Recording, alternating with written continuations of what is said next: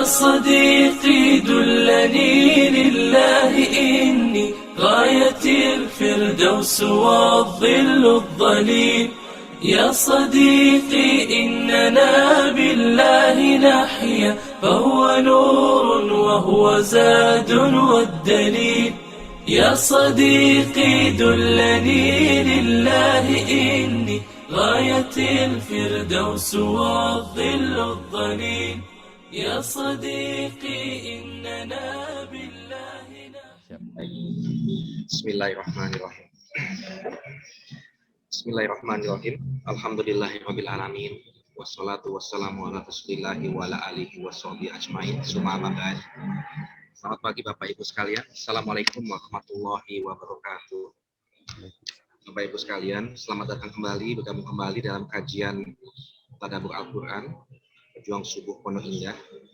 Mari kita pertama-tama panjatkan puji dan syukur kehadirat Allah Subhanahu wa taala atas segala nikmat iman, nikmat Islam, nikmat sehat kita bisa berkumpul di sini di bulan yang mulia ini, bulan Ramadan, di bulan diturunkannya Al-Quran, dalam keadaan sehat, dalam keadaan berpuasa di waktu subuh, kita memanfaatkan waktu kita untuk mempelajari, mentadaburi Al-Quran.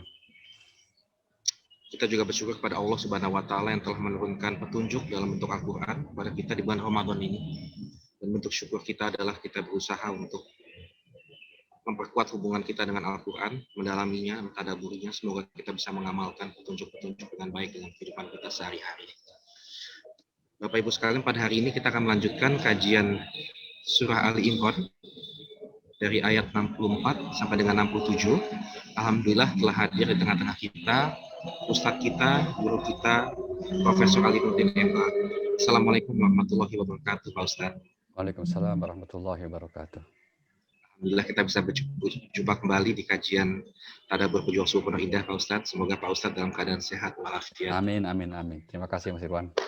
Ya. Baik Pak Ustadz, pada hari ini kita akan mulai kajian ini dengan melanjutkan surat Ali Imran dari ayat 64 sampai dengan insya Allah ayat 67. Baik. Soal Nurdin, kami persilahkan. Bismillahirrahmanirrahim. Assalamualaikum warahmatullahi wabarakatuh. Waalaikumsalam warahmatullahi wabarakatuh. Alhamdulillah, salatu wassalamu ala rasulillah wa ala alihi wa sahbihi wa walah, la hawla wa la quwata illa billah. Allahumma faqihna fid din wa 'allimna ta'wil, amma ba'd. Bapak dan Ibu sekalian, rahimakumullah. Kita akan lanjutkan dan sekarang kita sudah di surah Ali Imran ayat 64. Nanti insya Allah semoga sampai bisa kita teruskan sampai ayat 67. A'udzubillahi minasyaitonirrajim. Qul ta'alau ila kalimatin. Qul ya ahlal kitab ta'alau ila kalimatin sawa'in bainana wa bainakum alla na'budu illallah wa la nusyrika bihi syai'an wa la yattakhidha ba'duna ba'dan arbaba min dunillah. Fa in tawallaw faqulu asyhadu bi anna muslimun. Silakan Mas Iwan dibantu. Katakanlah Muhammad, wahai ahli kitab, marilah kita menuju pada satu kalimat pegangan yang sama antara kami dan kamu, bahwa kita tidak menyembah selain Allah, dan kita tidak mempersekutukannya dengan sesuatu pun, dan bahwa kita tidak menjadikan satu sama yang lain Tuhan-Tuhan selain Allah. Jika mereka berpaling, maka katakanlah kepada mereka, saksikanlah bahwa kami adalah orang Muslim. Iya, terima kasih Mas Iwan. Kita mulai Bapak Ibu. Yang pertama, siapa yang dimaksud dengan ahli kitab ini? Ya, para ulama hampir sepakat. Ya, kalau tidak dikatakan semua sepakat, ya, hampir sepakat bahwa yang dimaksud ahli kitab dalam perspektif Al-Quran adalah orang-orang Yahudi dan Nasrani. Kenapa mereka disebut ahli kitab? Karena mereka kelompok yang Allah pernah turunkan Alkitab kepada mereka.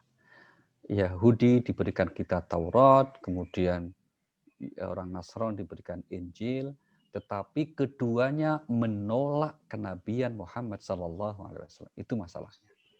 Padahal sebenarnya yang dibawa Nabi kita Muhammad SAW yaitu Al-Quran, fungsi utamanya itu apa? Untuk membenarkan isi Taurat dan Injil dan menjadi penyempurna dari apa yang telah Allah turunkan sebelumnya.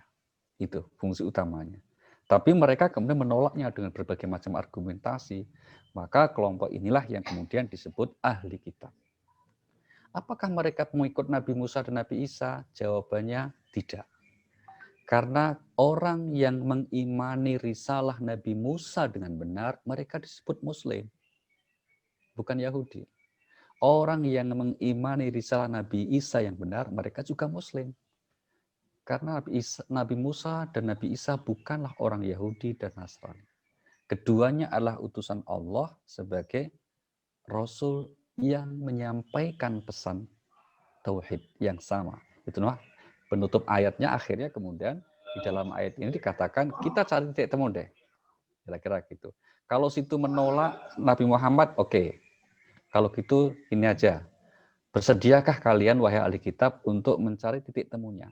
Yaitu apa? Jangan menyembah selain Allah alias tauhid. Karena itu sebetulnya inti ajaran yang dibawa oleh nabi para nabi sebelumnya. Nah, sekarang mari kita lihat sekelumit mengapa mereka begitu keras menolak Nabi Muhammad sallallahu alaihi wasallam. Kita lihat di ayat sebelumnya, surah nomor 2, surah Al-Baqarah ya. Pada ayat yang ke-89, dalam ayat ini Allah nyatakan walamma ja'ahum kitabun min 'indillahi musaddiqun lima ma'hum wa kanu min qablu yastaftihuna 'alal ladzina kafaru. Silakan Mas Iwan. Dan setelah sampai kepada mereka kitab Al-Quran dari Allah yang membenarkan apa yang ada pada mereka, sedangkan sebelumnya mereka memohon kemenangan atas orang-orang kafir. Lanjut. Ternyata setelah sampai kepada mereka apa yang telah mereka ketahui itu, mereka mengingkarinya. Maka laknat Allah bagi orang-orang yang ingkar. Iya. Satu lagi. Sangatlah buruk perbuatan mereka menjual dirinya dengan mengingkari apa yang diturunkan Allah, karena dengki bahwa Allah menurunkan karunia-Nya kepada siapa yang Dia kehendaki di antara hamba-hambanya. Karena itulah mereka menanggung kemurkaan demi kemurkaan, dan kepada orang-orang kafir ditimpakan azab yang menghinakan. Ya, jadi kehadiran Nabi Muhammad yang membawa Al-Quran pada mulanya sebenarnya sudah mereka tunggu. Sudah mereka sangat nanti-nanti begitu. Karena itu yang diinformasikan di dalam Taurat dan Injil yang benar. Ya. Mereka sebetulnya tahu persis bahwa nanti akan ada nabi terakhir yang menyempurnakan ajaran mereka. Tapi kemudian ketika nabi terakhir itu ternyata bukan dari golongan mereka, bukan dari grup mereka, yaitu grup Bani Israel, maka mereka menolak. Itulah mengapa dikatakan di ayat 90 ini mereka iri alias dengki. Jadi mereka bukan karena menolak ajaran Al-Quran yang salah, tapi karena yang bawa kok dia gitu loh.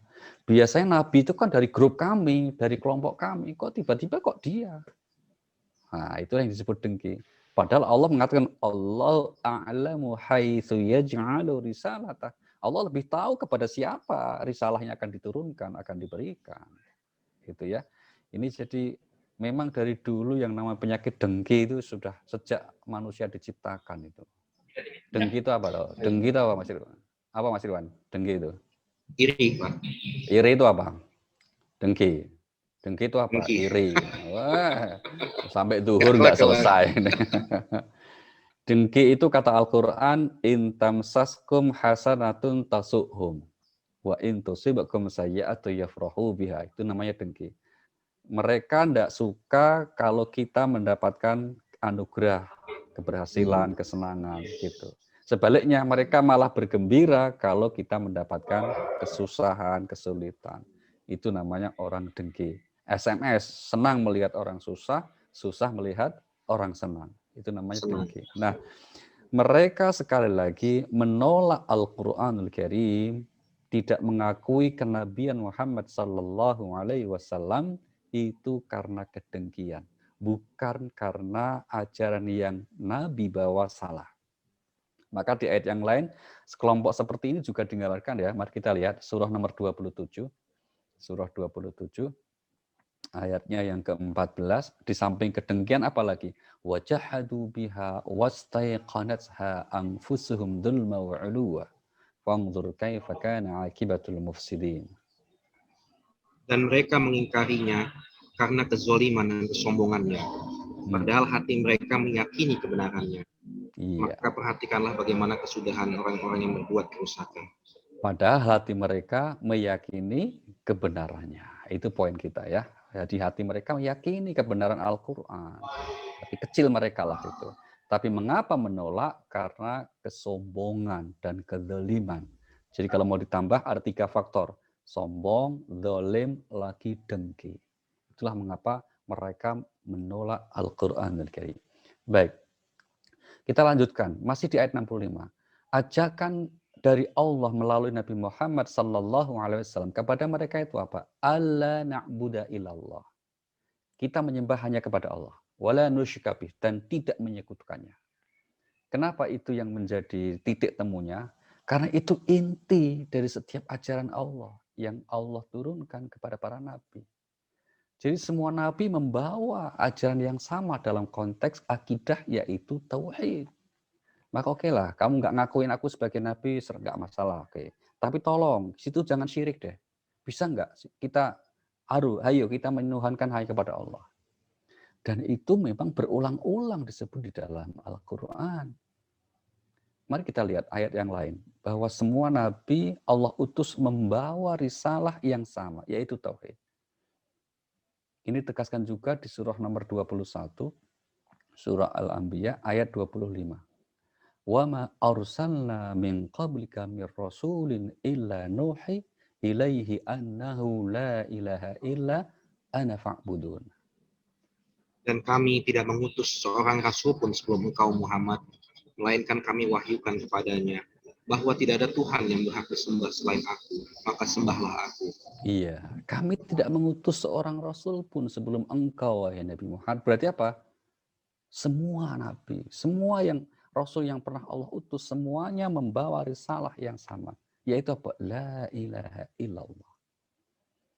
Maka dalam ayat-ayat ini, nanti kelompok ayat ini sampai ayat 67 bicara tentang apa? Bicara tentang Nabiullah Ibrahim alaihissalam yang memang beliau juga menyampaikan risalah kemusliman, bukan syirik. Gitu. Maka di ayat sebelumnya, yaitu di Al-Baqarah misalnya, Nabi Ibrahim juga Allah utus itu untuk menyampaikan pesan Islam. Nabi Ibrahim bukan membawa risalah di luar Islam. Wasiat utama Nabi Ibrahim kepada keturunannya, seperti kita tahu ya, keturunan Ibrahim itu kan dari 2 jalur. Yang pertama Ismail, dari Nabi Ismail itu lahir Nabi Muhammad SAW. Yang kedua Nabi Ishak. Nabi Ishak itu punya putra namanya Yakub. Yakub inilah yang bergelar Israel. Jadi bangsa Israel, Bani Israel artinya bangsa keturunan Nabi Yakub yang cucu Nabi Ibrahim. Itu. Terus turun-temurun. Apa wasiat Ibrahim kepada cucu-cucunya ini, kepada bangsa Israel dan keseluruhannya? Kita lihat surah 2:132. Wa wassa biha Ibrahimu banihi wa Yaqub ya baniya innallaha astafa lakumuddin fala tamutunna illa wa antum muslimun. Dan Ibrahim mewasiatkan ucapan itu kepada anak-anaknya. Demikian pula Yakub. Wahai anak-anakku, sesungguhnya Allah telah memilih agama ini untukmu. Maka janganlah kamu mati kecuali dalam keadaan muslim. Nah, jangan kamu mati wahai anak-anakku, termasuk Yakub yaitu Israel, kecuali dalam keadaan muslim. Gitu.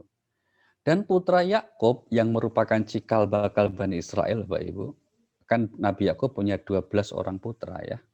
12 orang putra inilah yang menjadi cikal bakal Bani Israel. Salah satunya yang jadi Nabi namanya Yusuf alaihissalam. Maka ada surah Yusuf.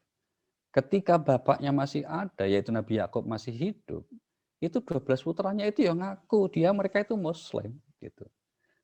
Ini dilanjutkan Mas Irwan, 133-nya aja coba. Am kuntum syuhada ail hadar Yaqub al maut id qala li banihi ma ta'buduna min ba'di.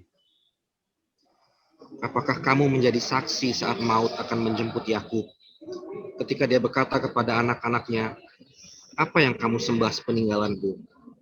Mereka menjawab, kami akan menyembah Tuhanmu dan Tuhan nenek moyangmu, yaitu Ibrahim, Ismail, dan Ishak, yaitu Tuhan yang Maha Esa, dan kami hanya berserah diri kepadanya. Nah, Tuhan yang Maha Esa, wa nahnu lahu muslimun, dan kami muslim berserah diri kepadanya.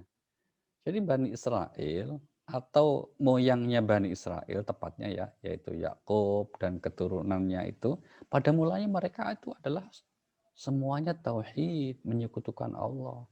Tapi dalam perjalanan waktu mereka kemudian menyimpang, maka Allah utus kepada mereka itu para nabi untuk apa? Meluruskan risalah Allah yang diturunkan kepada mereka. Maka berturun-turun ya semua nabi itu setelah pasca waktu ini kan dari Bani Israel. Musa, Harun, Zakaria, Yahya, Ilyas, Ilyasa, sampai yang terakhir Nabi Isa alaihissalam. Nabi Isa itu nabi dari kalangan Bani Israel yang Allah utus untuk meluruskan akidah mereka yang sudah jauh menyimpang dari pakemnya yaitu tauhid. Nah, ini yang kemudian jadi keliru kalau orang berkata misalnya Nabi Isa itu Nasrani. Enggak, beliau Muslim. Beliau bertauhid. Maka Al-Quran mengabadikan apa? Ajaran yang kemudian mengatasnamakan beliau, dan ini satu-satunya nabi yang di Al-Quran diceritakan Allah minta pertanggungjawaban atas perilaku kaumnya secara langsung, itu Nabi Isa alaihissalam. Ya kan? Jadi para nabi itu kan nanti kan nggak diadili. Nabi itu jadi saksi. Di akhirat itu para nabi itu tidak akan dihisab, tapi mereka itu jadi saksi umatnya, jadi kaumnya, kira-kira gitu. Nah, di antara para nabi itu semuanya yang di Al-Quran diceritakan 25 nabi, ya, meskipun sekarang lagi heboh ada yang nabi ke-26, gitu ya.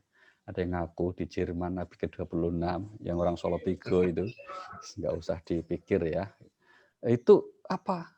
Hanya Nabi Isa yang ditanya. Loh, Nabi Muhammad jadi apa? Nabi Muhammad itu jadi saksi seluruh nabi yang lain. Nah, kira-kira begitu. Maka di riwayat dalam sebuah hadis itu dinyatakan itu, contohnya Nabi Nuh misalnya. Nabi Nuh itu nanti di akhirat di hadapan kaumnya, kemudian kaum Nabi Nuh ditanya itu, apakah belum datang kepada kamu seorang Nabi? Oh belum, mau nggak ada Nabi ya. Mohon maaf kalau kami akhirnya nggak tahu tentang tauhid, ya Allah tolong gitu. Nabi Nuh dipanggil, ini katanya belum. Udah, saya udah sampaikan, mereka aja yang durhaka. Mereka aja yang dablek tuh ya Allah itu. Enggak, mereka berantem akhirnya itu. Kata Nabi, kemudian kata Allah gitu, wahai Nuh, kamu punya saksi enggak bahwa kamu sudah menyampaikan risalah itu? Punya ya Allah. Siapa? Hadirkan saksimu. Muhammad sallallahu alaihi wasallam. Nah, ya gitu ya. Kan Nabi Muhammad dihadirkan itu.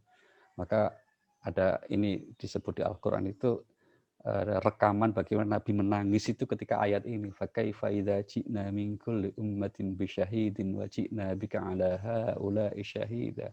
Bagaimana keadaan manusia nanti ketika didatangkan kepada mereka saksi-saksi, dan engkau wahai Nabi jadi saksi atas mereka, baik itu para nabi. Baik, itu Abdullah bin Mas'ud yang membaca ayat itu, terus Nabi menangis sambil mengatakan hasbuk, hasbuk, cukup, jangan diteruskan, enggak kuat beliau. Baik, kita kembali ya. Nah, Nabi Isa juga seorang tauhid. Diadili, ditanya oleh Allah di akhirat, wahai Isa. Ini rekamannya di surah nomor 5 ini Mas Irwan. Kita lihat surah nomor 5 ayat 116 117. A'anta qulta linnasi ittakhiduni wa ummiya ilahaini min dunillah qala subhanaka ma yakunu li an aqula ma laysa li bihaqq. Ini ayat 116 ya Pak Ustadz ya. Ya.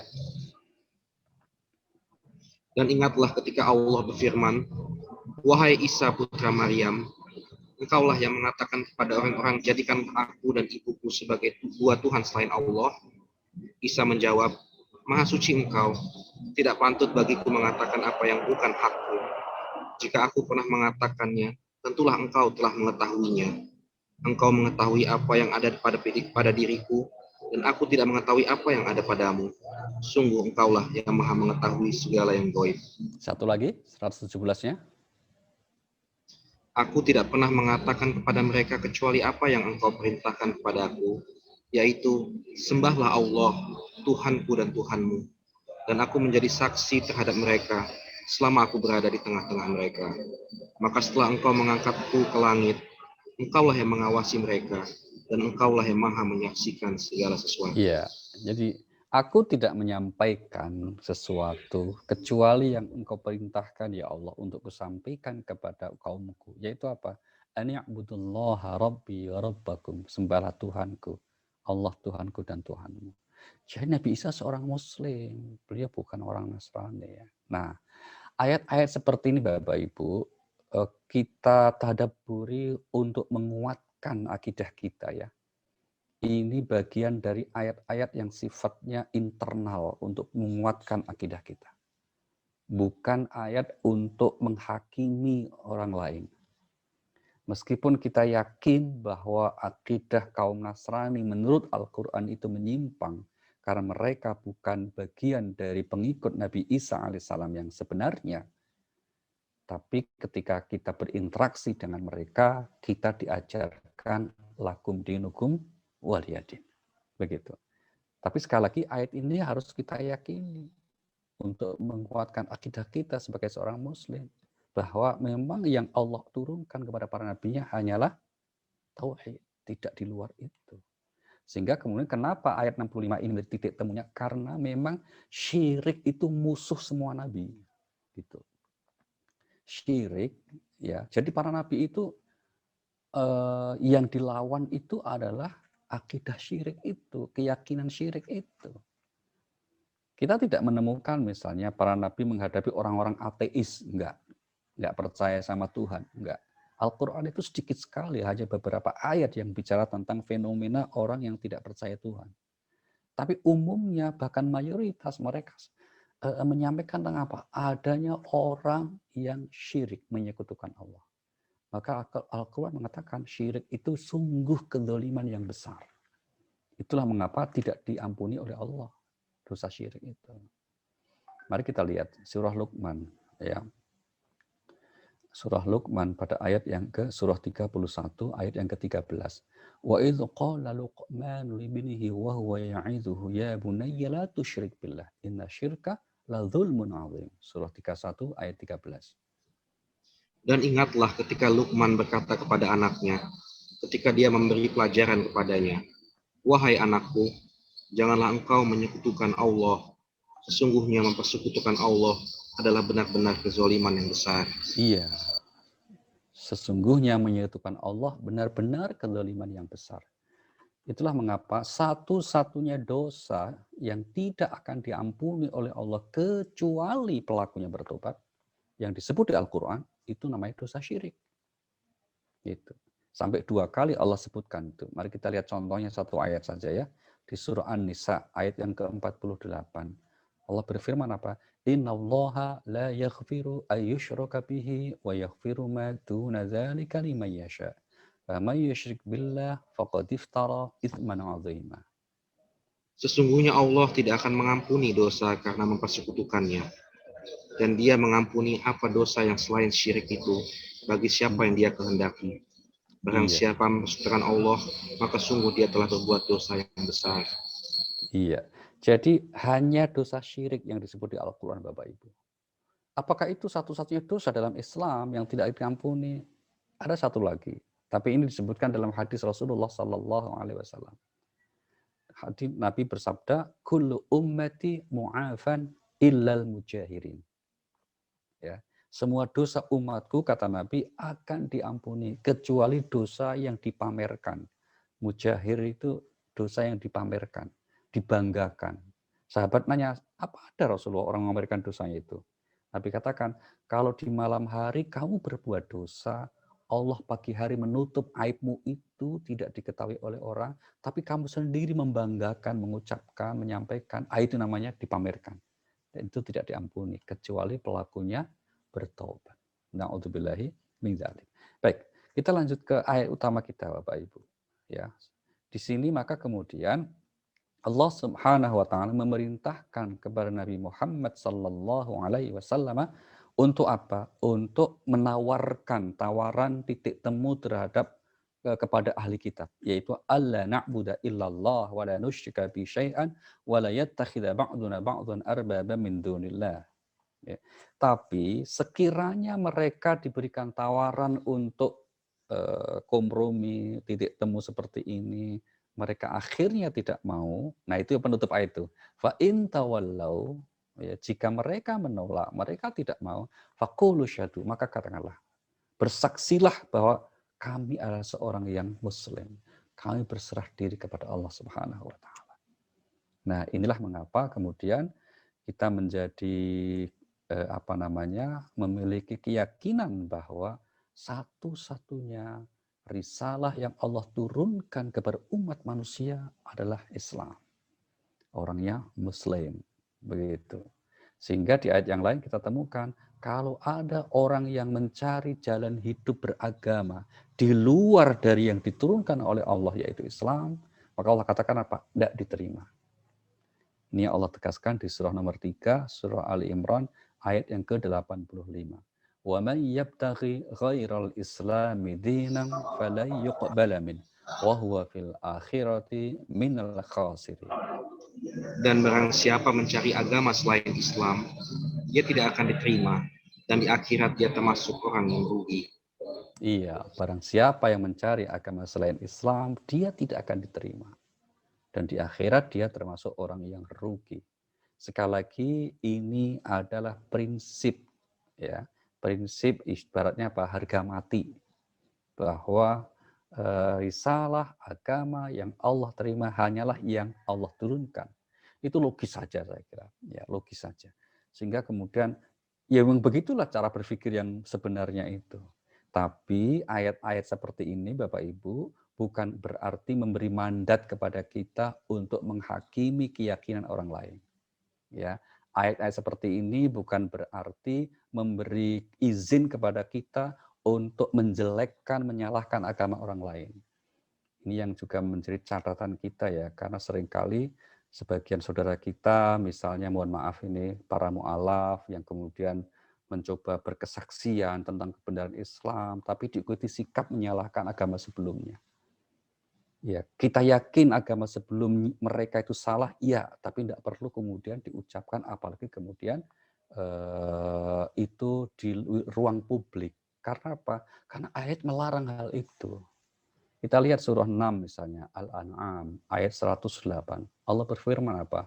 وَلَا تَسُبُّوا الَّذِينَ يَدْعُونَ مِن دُونِ اللَّهِ فَيَسُبُّوا اللَّهَ عَدْوًا بِغَيْرِ عِلْمٍ كَذَلِكَ زَيَّنَّا لِكُلِّ أُمَّةٍ عَمَلَهُمْ ثُمَّ إِلَى رَبِّهِمْ مَرْجِعُهُمْ فَيُنَبِّئُهُم بِمَا كَانُوا يَعْمَلُونَ.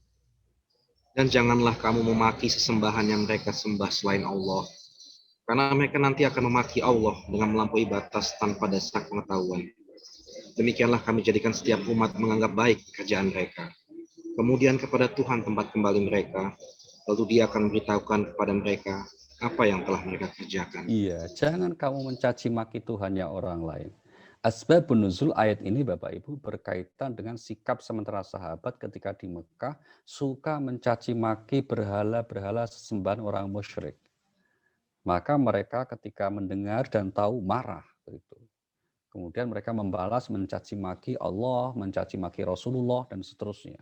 Maka turun ayat ini, jangan. Kamu jangan mencaci maki sembahan mereka. Itu sama aja kamu mencaci maki aku. Kira-kira itu bahasa mudahnya kepada dari Allah itu. Alasannya apa? Setiap orang menganggap benar agamanya. Nah, itu. Jadi kalau ada orang yang menganggap ada paham yang namanya liberal, yang katanya mengakui semua agama itu benar, itu hampir tidak ada. Mustahil orang beragama dengan keyakinan mengakui semua agama benar. Kalau ada orang berkeyakinan seperti itu, berarti nggak beragama itu. Gitu. Orang beragama itu yang ya Pak, mengakui bahwa agama yang dia peluk lah yang paling benar. Itu yang paling logis. Maka orang itu kalau toh mau dikatakan semua agama itu benar menurut pemeluknya masing-masing. Itu baru logis. Ayatnya ini pertimbangannya. Kadzalika zayyana likulli ummatin amalahum. Karena kami jadikan setiap orang itu menganggap benar keyakinannya, menganggap baik perbuatannya. Gitu. Jadi karena itu sisi eksklusif, sisi dalam, udah nggak usah disentuh. Maka Allah bilang pakai ayat ini, jangan kamu caci maki. Terus apalagi lakum dinukum waliyadin. Buat kamu agama kamu, buat kami agama kami. Maka untuk urusan kemanusiaan, untuk urusan habluminan nas, ya kita boleh bekerja sama dengan mereka. Tidak ada masalah dalam konteks itu. Tapi urusan akidah dan harga mati, itu urusannya kelak nanti di akhirat di sisi Allah Subhanahu wa Ta'ala. Baik, ini saya kira sesuatu yang sederhana ya, Sederhana sekali sebetulnya dalam perspektif kita beragama, tapi seringkali orang umumnya agak sulit menerima ini sehingga kemudian dicampur aduk sehingga menimbulkan friksi terkadang. Kita lanjut, sekarang ayat ke-65. Di ayat yang ke-65 masih kelanjutannya, masih seputar ahli kitab ini. A'udzubillahi minasyaitonir rajim. Ya ahli kitab, lima tuhajjuna fi Ibrahim wa ma unzilatit Tauratu wal Injilu illa min ba'di. Afala taqilun? Wahai ahli kitab, mengapa kamu berbantah-bantahan tentang Ibrahim? Padahal Taurat dan Injil diturunkan setelah dia. Apakah kamu tidak mengerti? Afala taqilun? Apakah kamu nggak berpikir? Jangan salah Mas Irwan, ini terjemahnya keliru kadang-kala itu. Afala taqilun? Iya, tidak berpikir ya. Nah iya, kadang diterjemahkan afala taqilun, apakah nggak bisa diakali? Nah, Ya, itu beda itu. Betul. Taqilun. Baik, mari kita lihat. Ayat ini adalah membongkar cara berpikir kelompok ini ya, orang-orang ahli kitab ini yang dianggap aneh oleh Al-Quran itu. Anehnya itu apa? Gini loh, Nabi Ibrahim itu kan hidup sebelum kalian, sebelum Taurat dan Injil. Kok bisa-bisanya loh kamu anggap Nabi Ibrahim itu Yahudi, pengikut Taurat? Wong lahirnya terus duluan hidupnya kok itu. Kan logikanya yang namanya pengikut itu kan ini tuh ada duluan terus mengikuti kan gitu. Itu logis itu. Sehingga kalau kemudian karena Taurat itu seandainya diturunkan Allah sebelum Nabi Ibrahim, sehingga Nabi Ibrahim seorang pengikut Taurat namanya kemudian disebutnya oleh mereka Yahudi, logis lah itu. Maka ayat ini maka ditutup pakai kata mikir gitu loh, nggak berakal kamu Pak. Afala taqilun itu pertanyaan untuk menunjukkan bahwa cara berpikir mereka itu kebalik-balik. Coba kalian berbantah-bantahan tentang Ibrahim berdasarkan kitab suci kalian, kan gitu misalnya itu. Kalian berbantah-bantahan berdasarkan kitab suci kalian yang sudah mengalami penyimpangan itu. Orang Yahudi di zaman Rasulullah di Madinah itu kan mengatakan Ibrahim itu Yahudi. Demikian juga orang Nasrani di Madinah mengatakan enggak, Ibrahim itu Nasrani gitu. Maka turun ayat ini gitu, mengatakan itu. Kalian itu kok gimana sih mikirnya itu? Falimatuhajuna fi Ibrahim wa ma unzilat Taurat Injil illa min ba'dihi. Kata-kata itu yang kemudian menjadikan seharusnya mereka mikir illa min ba'd. Taurat Injil itu kan diturunkan setelah Ibrahim. Bagaimana mungkin terus kemudian kamu klaim bahwa Ibrahim itu seorang Yahudi atau seorang Nasrani? Tapi memang kelompok ini diabadikan Al-Quran, Bapak Ibu, sebagai komunitas yang memang hobi banget berdebat. Itu. Hobi berdebat. Yang diperdebatkan itu bukan untuk mencari kebenaran, tapi mendebat kebenaran itu sendiri. Kebenaran terang benderang ya Al-Quran kan, tapi kemudian didebat oleh mereka habis-habisan. Maka sampai-sampai Allah menurunkan petunjuk khusus ya, hati-hati kalau debat dengan mereka itu. Jangan lakukan debat kecuali dengan cara yang terbaik. Kamu harus siap. Ini Allah sebut di surah 29 ya, surah Al-Ankabut ayat 46. Wala tujadilu ahlal kitabi illa billati hiya ahsan. Begitu. Ya. Dan janganlah kamu berdebat dengan ahli kitab, melainkan dengan cara yang baik, kecuali dengan orang-orang yang zalim di antara mereka. Dan katakanlah, kami telah beriman pada kitab-kitab yang diturunkan kepada kami dan yang diturunkan kepadamu. Tuhan kami dan Tuhan kamu satu, dan hanya kepadanya kami berserah diri. Nah, ya kan? Wala tujadilu ahla kitabi illa billati hiya ahsan illa alladzina zalamu minhum. Wa qulu, katakan mereka amanna billah. Kita beriman kepada Allah. Sehingga kemudian kalau perdebatan itu sudah tidak produktif untuk menghasilkan kebaikan, hindari. Karena setelah setelah perdebatan itu pasti ujungnya satu langkah lagi itu akan bermusuhan. Maka cara berdakwah kemudian dengan adu argumentasi perdebatan itu kalau kita lihat dalam perspektif Al-Qur'an itu posisinya di paling terakhir. Ya. Mari kita lihat surah nomor 16 surah An-Nahl ayat 125. Allah berfirman apa? Ud'u ila sabili rabbika bil hikmah wal mau'izatil hasanah wajadilhum billati hiya ahsan. Inna rabbaka huwa a'lamu biman dhalla an sabilihi wa huwa a'lamu bil muhtadin. Serulah manusia kepada jalan Tuhanmu dengan hikmah dan pengajaran yang baik, dan berdebatlah dengan mereka dengan cara yang baik. Sesungguhnya Tuhanmu, dialah yang lebih mengetahui siapa yang sesat dari jalannya, dan dialah yang lebih mengetahui siapa yang mendapat petunjuk. Iya, 3 jalan, 3 cara menyampaikan pesan dakwah. Yang pertama bil hikmah, dengan sikap yang bijaksana, lebih banyak memberi contoh. Yang kedua, seandainya harus kasih nasihat yang baik. Mau'izatil hasanah. Setelah nasihat, kok kemudian sepertinya ada yang ingin adu argumentasi, maka wajadilhum billati ahsan. Berdebatlah dengan mereka dengan cara yang lebih baik. Kalau ini sudah dilakukan tiganya, oke stop, jangan diteruskan. Kata Allah apa? Inna rabbaka huwa a'lamu biman dhalla an sabilih. Sesungguhnya Tuhanmu sudah tahu itu. Siapa orang yang memang pada akhirnya menyelisihi akan tidak menerima dakwah Islam, akan menolak ajaran Islam. Sudah tahu. Siapa yang nantinya sesat, siapa yang nantinya untuk kemudian mendapatkan petunjuk. Maka poin kita ikhtiar di ruang 3 itu saja. Selebihnya jangan. Udah. Termasuk kalau kita menyampaikan pesan-pesan ajaran kepada saudara kita sesama muslim, udah stop sampai di situ. Jangan dilanjutkan. Karena apa? Kalau dilanjutkan itu tadi permusuhan. Kalau kita saling bermusuhan, apalagi sama muslim, hanya beda latar belakang manhajnya atau mazhabnya kita yang terus nggak bisa akur. Tidak ada yang disenangkan dengan permusuhan sesama muslim, sesama mukmin kecuali setan. Itu yang Allah nyatakan di surah nomor 17 ayat 53. Wa qul li'ibadi yaqulu allati hiya ahsan.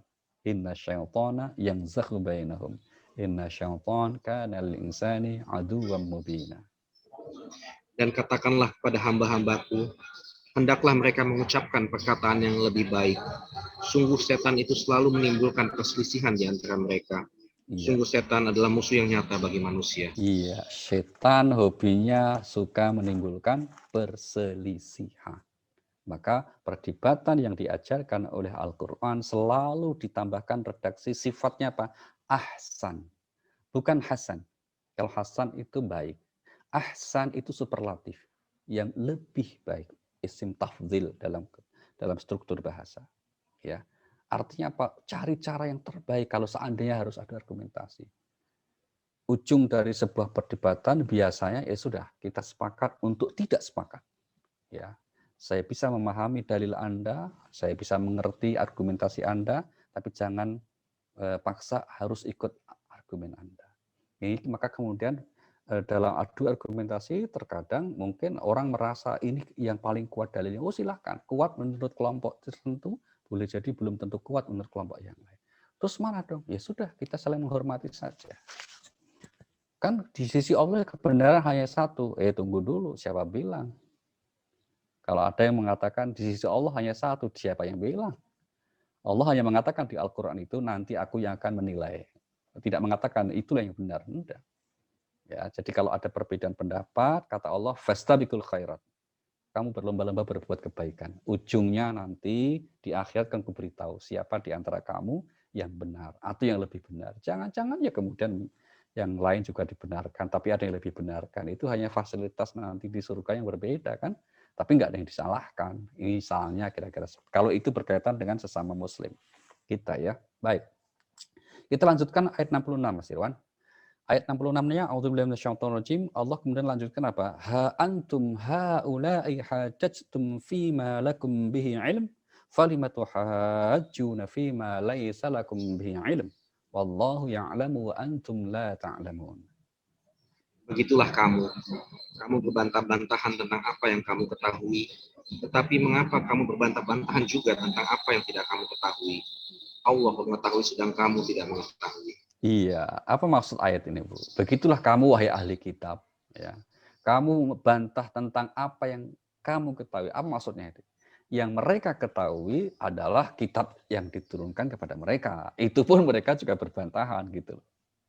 Tapi mereka ternyata juga berbantah-bantah tentang apa yang mereka tidak tahu, yaitu apa? Ya Nabi Ibrahim tadi, tentang Nabi Ibrahim yang mereka kan waktu hidupnya sudah sangat lama, jarak waktunya itu. Jadi mereka berbantah-bantahan tentang Taurat, orang Nasrani berbantah-bantahan tentang Injil dengan nabinya maksudnya, gitu. Jadi mereka membantah Nabi Musa kan mereka bantah juga. Demikian juga di Bani Israel kepada Nabi Isa yang utus mereka bantah juga. Sehingga kemudian itu diberi catatan oleh Allah Subhanahu wa taala, aneh kalian ini. Orang kok suka kerja yang bantah kebenaran terus, kira-kira gitu. Sehingga kemudian kita contoh misalnya ya di surah Al-Baqarah misalnya, surah 2 ayat yang ke-79. Itu bantahan orang Yahudi nih kepada Nabi Musa alaihissalam tentang sikap mereka itu. Tentang apa ini? Kita lihat. Maka celakalah orang-orang yang menulis kitab dengan tangan mereka sendiri, kemudian berkata, ini dari Allah, dengan maksud menjualnya dengan harga murah.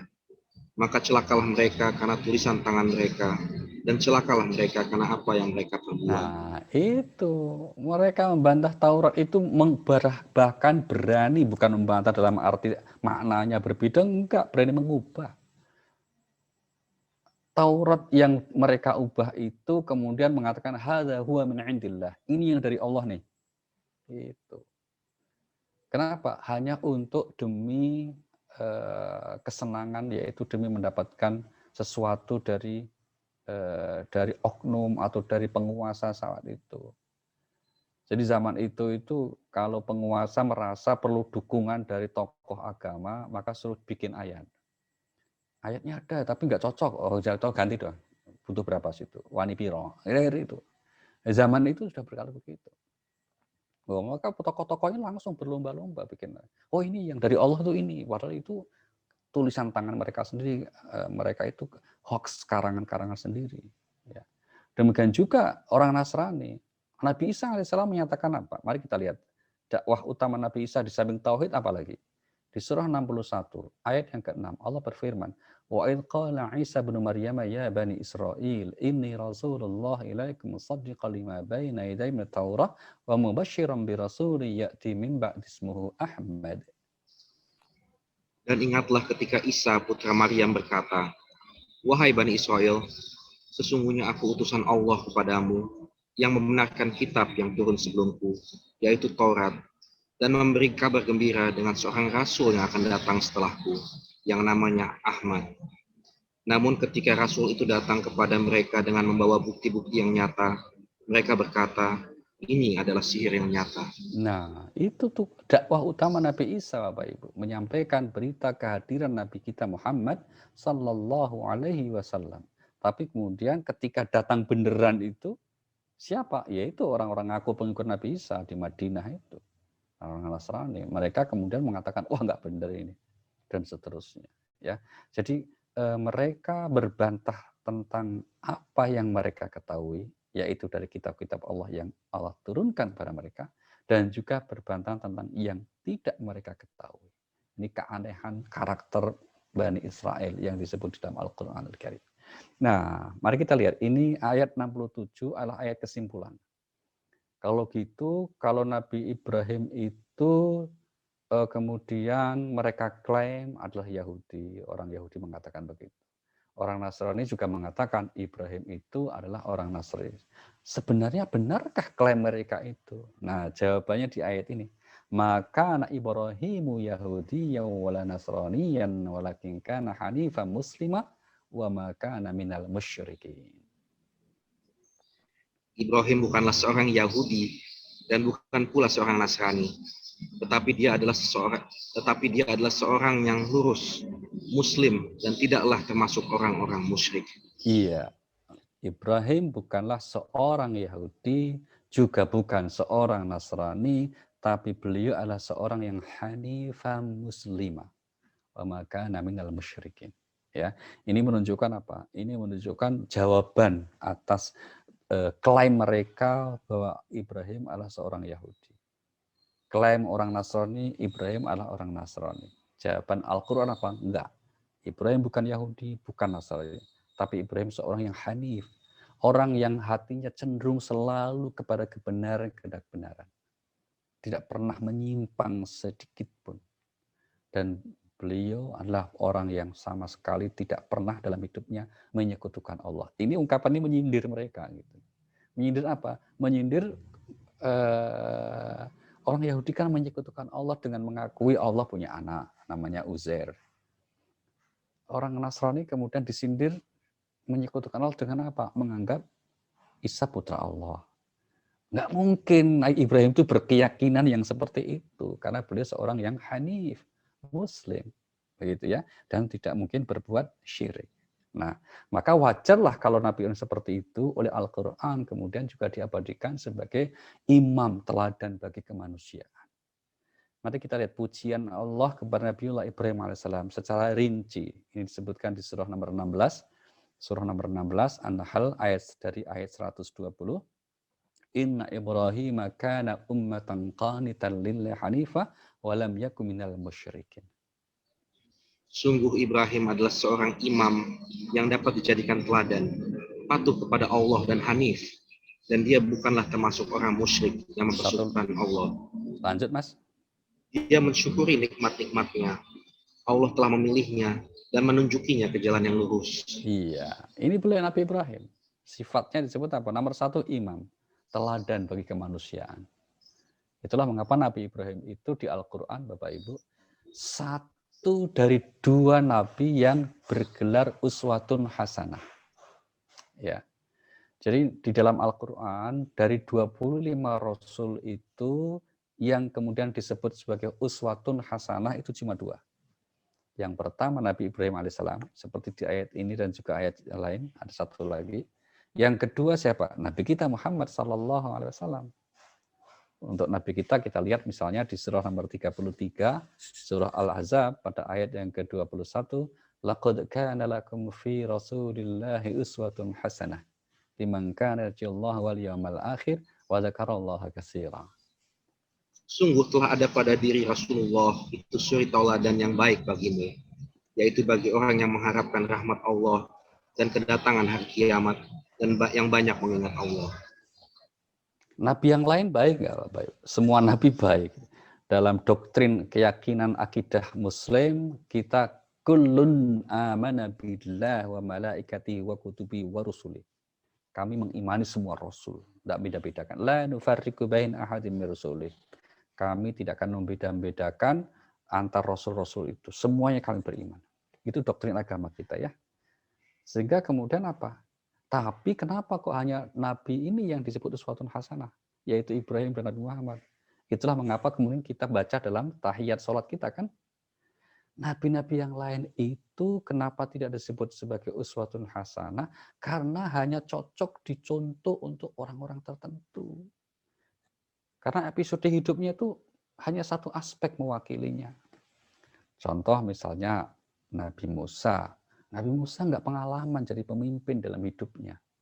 Beliau selalu jadi rakyat. Pemimpinnya soal itu Fir'aun. Terus kemudian ketika Fir'aun sudah tenggelam, Nabi Musa nggak langsung jadi penguasa Bani Israel. Tetap jadi orang biasa, tapi Rasul gitu ya.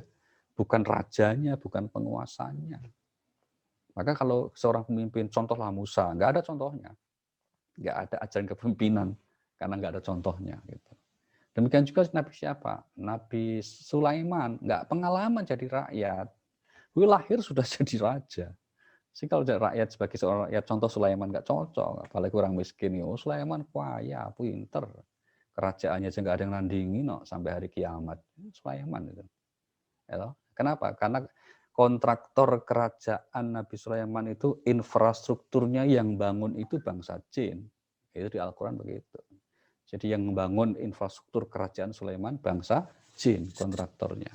Cuma nggak disebutkan apakah pakai tender atau enggak, itu nggak disebutkan. Tapi begitulah. Demikian juga siapa? Nabi Isa. Beliau nggak pengalaman jadi suami. Karena wafat di usia muda kan, 30-an tahun wafat. Nah, ini seorang suami contoh Nabi Isa, nggak cocok. Tapi kalau Nabi Ibrahim, Nabi kita Muhammad SAW lengkap. Miskin pernah, kaya pernah, pemimpin pernah, rakyat pernah, menikah, punya anak, punya cucu, wes pokoknya semua lengkap. Itu Nabi kita. Maka wajar kalau disebut uswatun hasanah. Nah, tapi catatan kita apa? Bukan berarti semua yang dilakukan Nabi itu harus kita ikuti. Ini catatan kita, Bapak Ibu.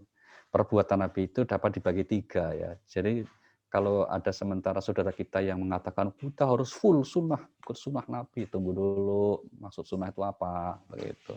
Karena tidak semua yang dilakukan Nabi boleh dan harus diikuti. Nah, dibagi 3, satu apa? Yang memang harus diikuti, yang sunnah diikuti. Risalahnya itu. Maka di Al-Quran dikatakan, ati'ullah wa ati'ur rasul. Taatilah Allah, taatilah Rasul. Tidak ada ayat ati'ullah wa ati'ur Muhammad. Nggak ada. Yang taat itu risalahnya. Ya, maka kemudian kita pelajari hadis-hadisnya. Yang kedua apa? Yang dilakukan Rasulullah bukan berkaitan dengan risalah, tapi ya baik diikuti monggo, itu mubah saja. Boleh diikuti, boleh tidak. Contohnya apa? Cara berpakaian, menu makannya, itu ya. Maka kalau cara berpakaian ingin gamisan terus, monggo. Ingin kita makan kurma, ikut sunnah Nabi, silakan. Tapi yang bukannya pakai kolak, ya enggak apa-apa, itu halal. Ya, pakai pisang rebus, ya enggak masalah. Ya, itu halal. Jangan dikatakan gue ikut sunnah Nabi, ya emang enggak harus. Itu bukan bagian dari kesunahan yang dianjurkan. Tapi mau ikut, monggo. Mudah-mudahan dapat pahala juga. Setiap hari kemudian mau mengenakan bagian dengan corak yang seperti Nabi pakai karena sebagai orang Arab, monggo, enggak masalah juga ya. Tapi yang badian seperti Pak Asril itu badian, ya, misalnya ya silakan, enggak masalah, gitu ya. Yang ketiga enggak boleh, itu khusus buat Nabi. Jadi ada perbuatan Nabi yang dikhususkan untuk Nabi. Kata Allah apa? Khalisatan laka min dunil mu'minin. Itu khusus bagi engkau wahai Nabi, enggak untuk orang mukmin. Apa itu? Pernikahan Nabi. Ya, pernikahan Nabi. Itu yang sampai Nabi menikah satu waktu 9 istri Ummul Mukminin itu untuk Rasulullah sallallahu alaihi wasallam saja. Ya, untuk umatnya kuota maksimalnya 4. Nah, itu enggak boleh sampai 9. Itu pun syaratnya 2. Syaratnya apa? 1, sanggup berlaku adil. Yang kedua, berani. Nah, kalau bisa adil tapi enggak berani ya enggak usah. Ya, itu berarti enggak memenuhi syarat gitu ya. Baik. Kemudian Nabi Ibrahim alaihissalam juga di samping teladan yang baik. Tadi dikatakan oleh surah An-Nahl tadi apa? Beliau adalah syakiral li an'umi, seorang yang pandai untuk bersyukur. Pandai bersyukur apa ini? Ini menarik sekali kalau kita lihat bahasan syukur. Di zaman Rasulullah itu, zaman Amirul Mukminin Umar bin Khattab radhiyallahu anhu, ada seorang pemuda, doanya itu agak aneh. Umar sampai curiga, ini kenapa doanya ini? Masa doanya bunyinya begitu, ya Allah jadikan aku kelompok minoritas. Doanya begitu. Ya Allah jadikan aku kelompok minoritas. Gitu. Kelompok yang sedikit. Gitu. Akhirnya setelah selesai doa, Umar nanya, kamu kok doanya aneh banget?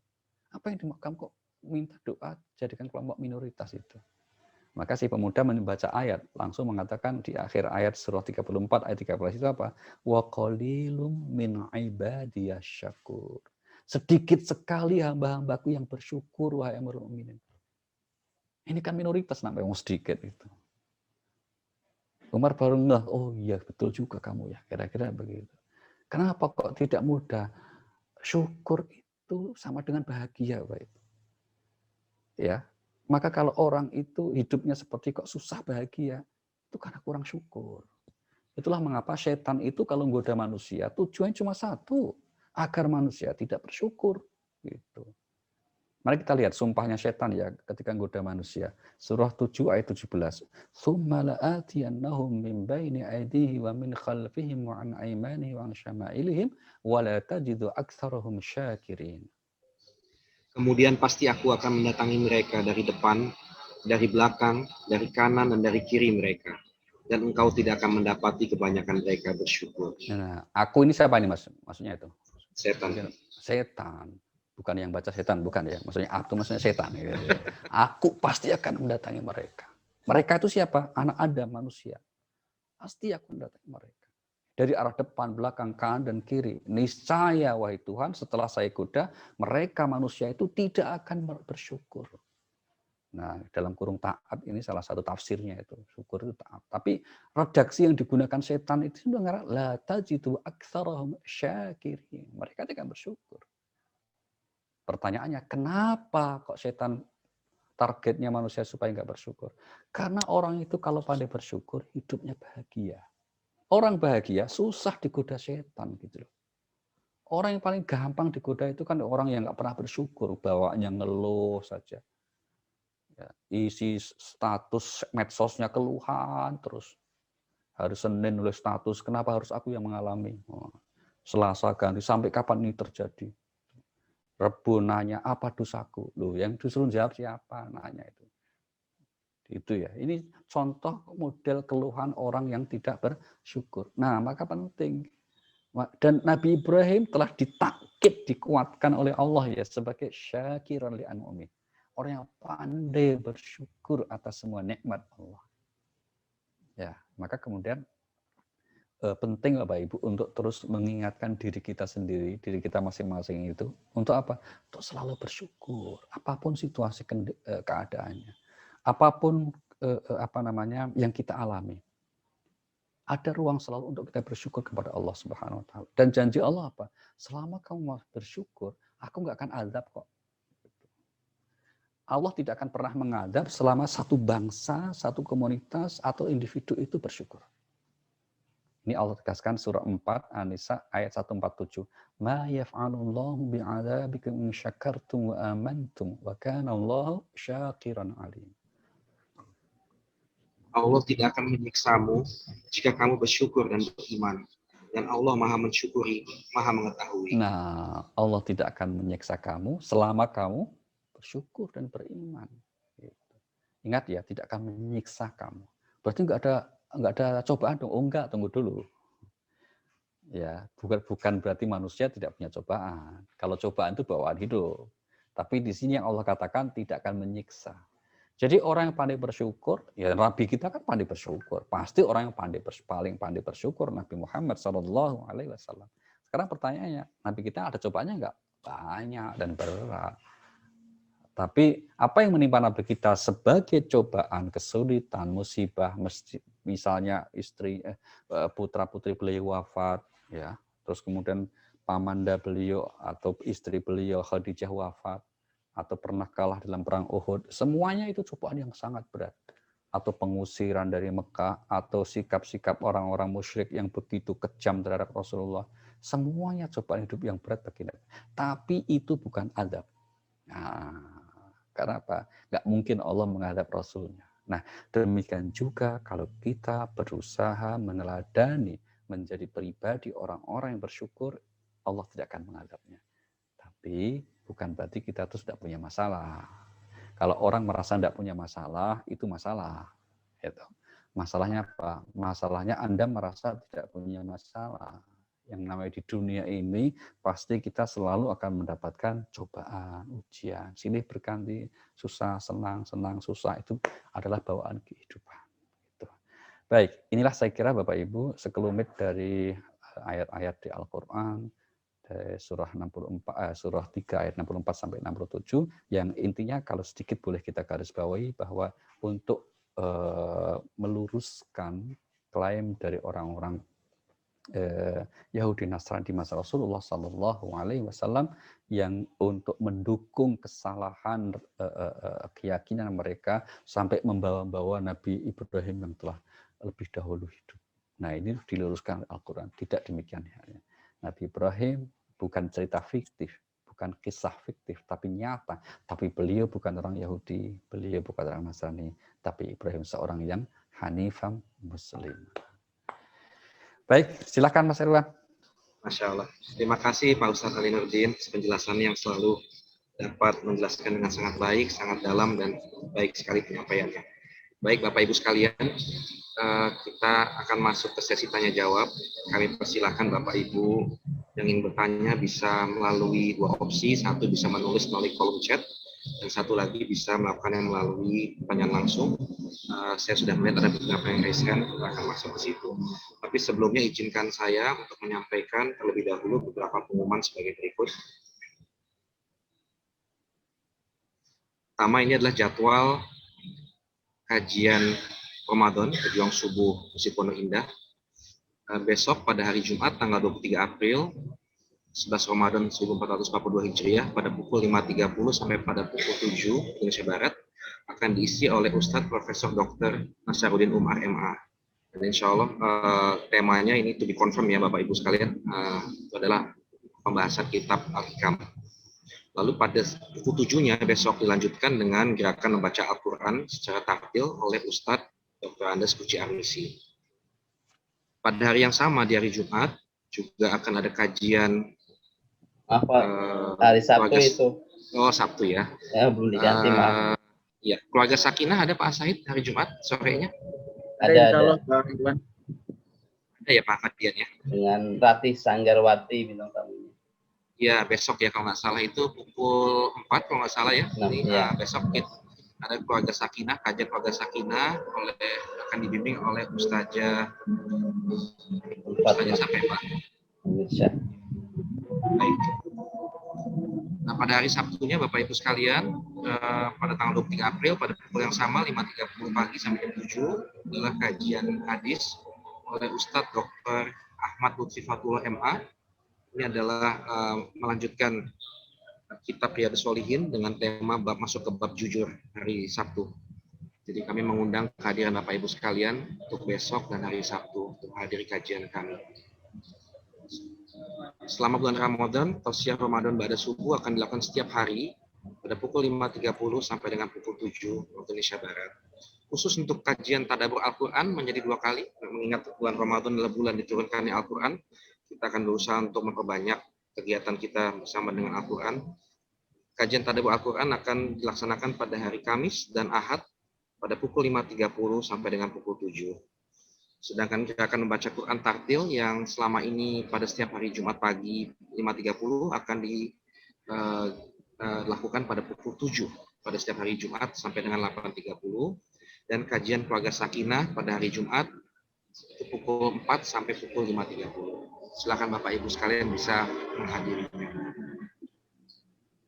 Dari Divisi Pendidikan kami umumkan bahwa akan ada classical training online kajian bedah Iqra batch kelima yang akan dibimbing oleh Ustadz Dr. Andes Puji Armisi, dan ini akan dilaksanakan mulai hari Minggu ini, Ahad ini, tanggal 25 April 2021. Bagi Bapak Ibu yang ingin mendaftar, silakan dapat mendaftarkan melalui ketik Iqra dengan mengirim ke nomor 0811 17 30 114. Waktunya sudah mendekati hari Ahad, jadi kami silakan Bapak Ibu untuk mendaftar 1-2 hari. Bapak Ibu sekalian, Pejuang Suwono Indah juga mengajak Bapak Ibu sekalian untuk ikut serta partisipasi dalam membantu saudara-saudara kita yang terdampak dari bencana banjir bandang Lembata, Pulau Lembata di NTT. Alhamdulillah pada hari Selasa tanggal 20 April kemarin, kita telah bersama-sama menyalurkan bantuan bencana alam di Pulau Lembata NTT melalui guru kita Ustadz Tongpuli. Dan pada para jamaah yang telah berpartisipasi, kami ucapkan terima kasih, jazakumullah khairan katsiran. Semoga Allah memberkahi dan memberi pahala atas infak yang dikeluarkan oleh Bapak Ibu sekalian. Dan kami masih terus membuka apabila Bapak Ibu sekalian ada yang masih ingin menyalurkan sebagian dari infaknya atau zakatnya untuk membantu saudara-saudara kita yang kena bencana. Untuk donasi dakwah maupun donasi sembako maupun donasi bantuan bencana alam dapat silakan menyalurkannya ke rekening Pejuang Subuh Pondok Indah di Bank Syariah Indonesia dengan kode bank 451 nomor rekening 7220201001. Terus silakan dapat menghubungi saya di 0811 82 8246.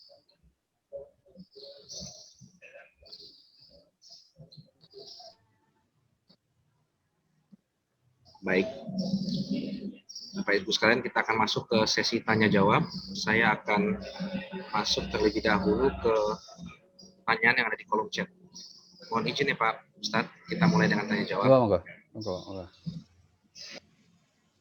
Assalamualaikum Ustadz, saya Janati Danish, izin bertanya.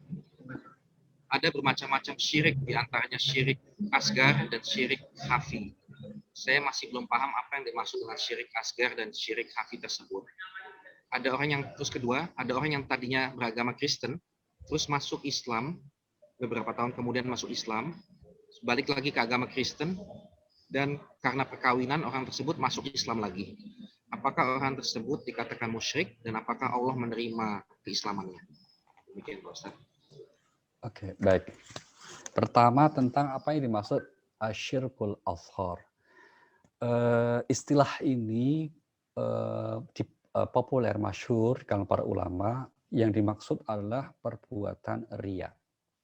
Ya, kalau Rasulullah Shallallahu Alaihi Wasallam memberi definisi itu asyirkul akbar, syirik yang besar, itu yang umumnya kita pahami. Rasulullah bersabda yang disebut syirik itu antaj'ala lillahi niddan wa huwa khalaqaka.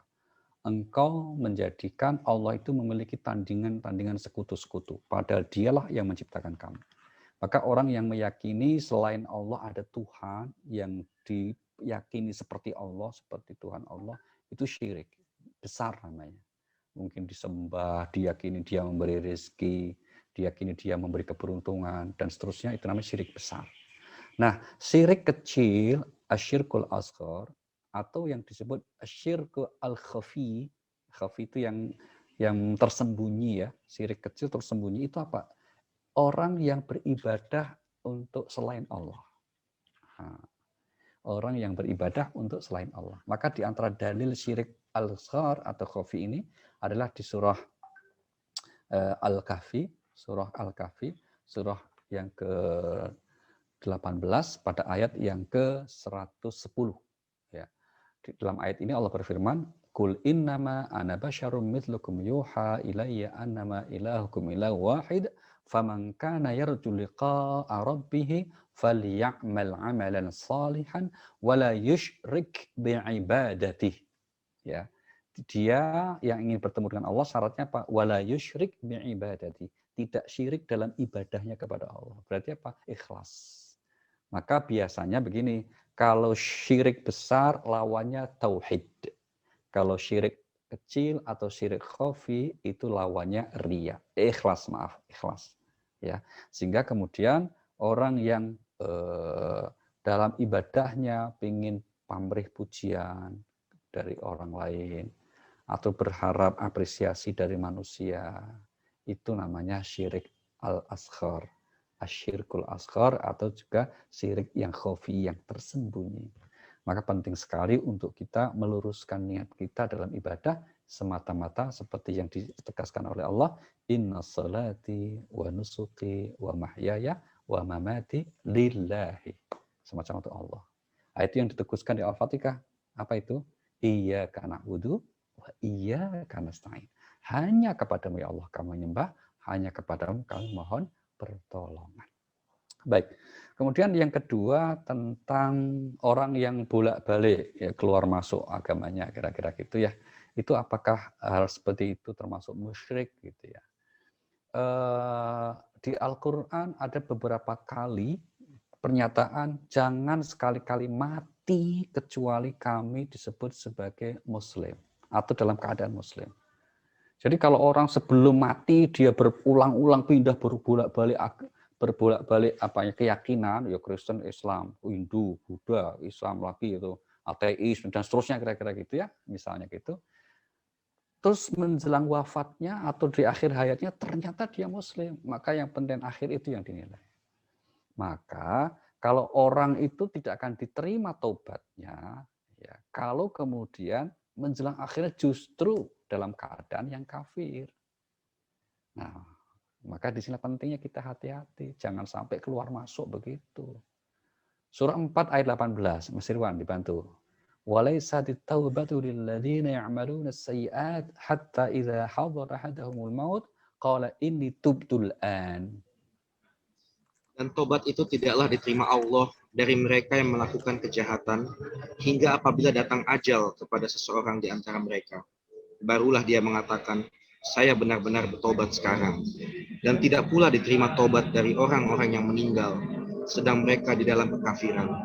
Bagi orang-orang itu telah kami sediakan azab yang pedih. Iya, kalau meninggal dalam keadaan kafiran ya sudah selesai. Itu yang disebut su'ul khatimah.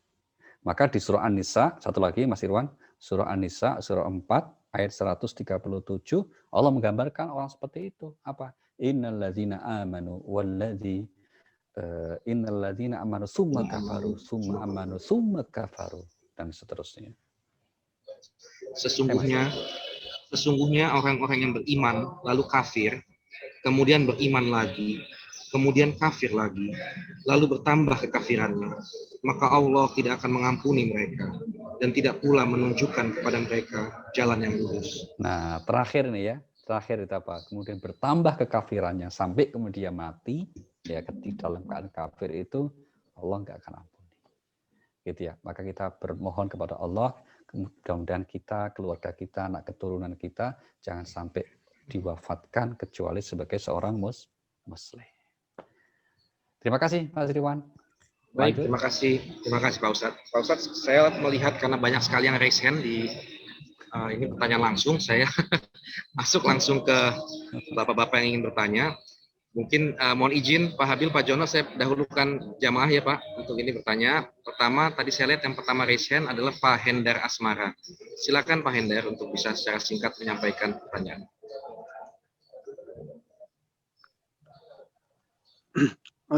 Terima kasih. Assalamualaikum warahmatullahi wabarakatuh.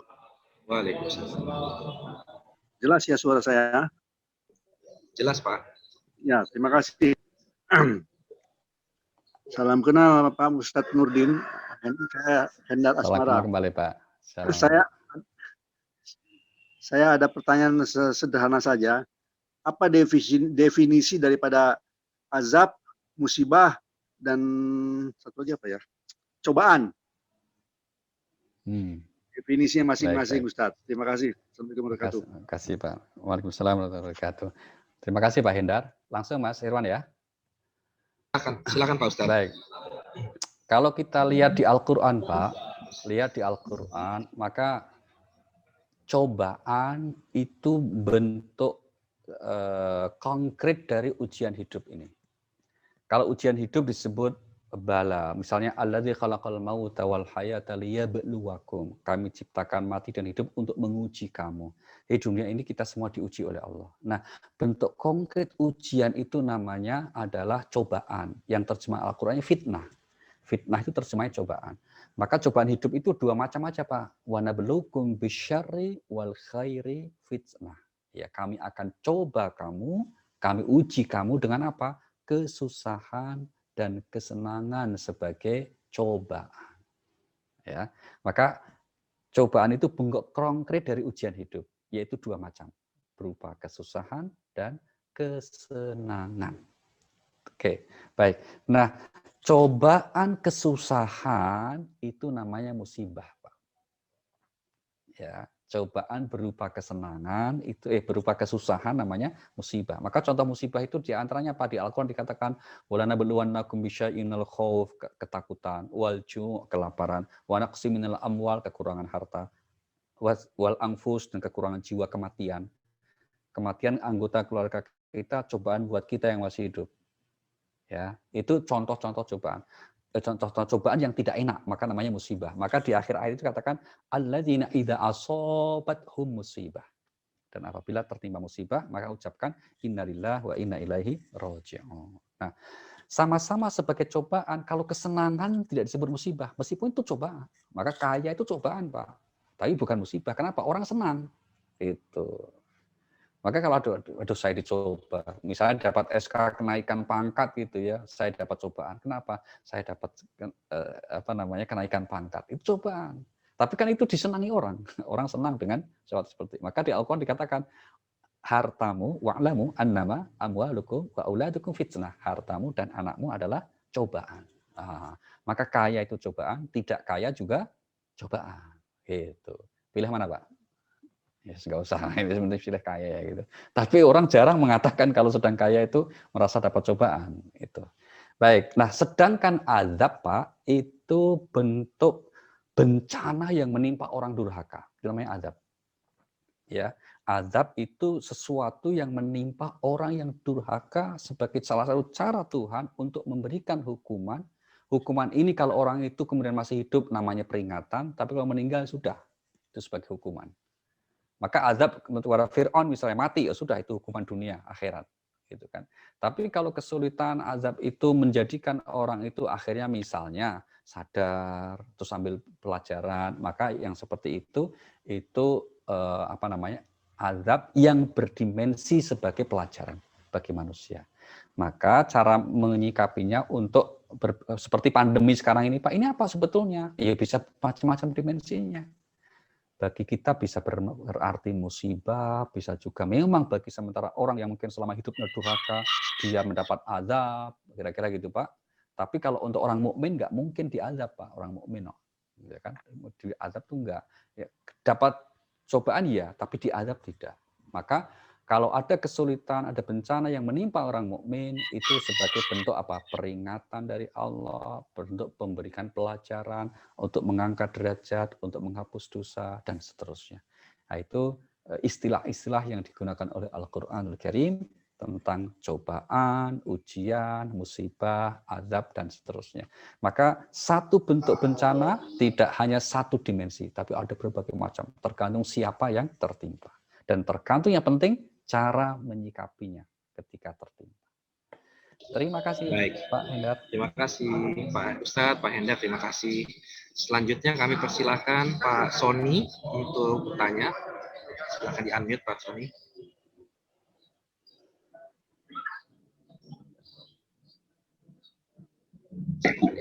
Silakan Pak Sony. Baik. Assalamualaikum warahmatullahi wabarakatuh, Pak Profesor Ali Nurdin. Selamat pagi.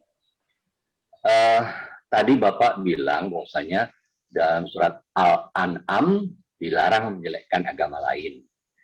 Nah, yang saya tegaskan di sini, kalau memang dari tadi pembicaraan Pak Ustadz adalah mengatakan bahwasanya semua agama itu bikinan manusia, kecuali satu. Walaupun awalnya sebenarnya adalah mereka itu adalah semua Islam atau Muslim.